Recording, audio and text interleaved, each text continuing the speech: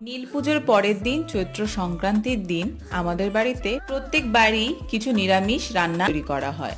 সেই ঠাকুমার সময় থেকেই দেখে আসছি, তাই ভাবলাম এবার তোমাদের সাথে একটু শেয়ার করব।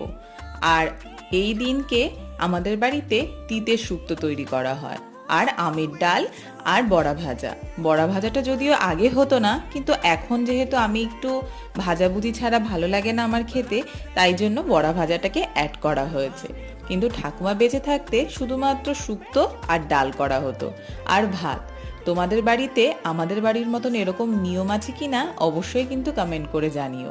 আর মা আজকে তিতে শুক্তোটা জাস্ট ফাটাফাটি করেছিল, ভীষণ সুন্দর হয়েছিল খেতে। কেউ যদি এই শুক্তোর রেসিপিটা জানতে চাও অবশ্যই কমেন্ট করো, আমি তোমাদের সাথে শেয়ার করে দেব। আমাদের মতন কার কার বাড়িতে এই নীল পুজোর পরের দিন এই রেসিপিগুলো রান্না করা হয় অবশ্যই কিন্তু কমেন্ট করে জানিও। টাটা।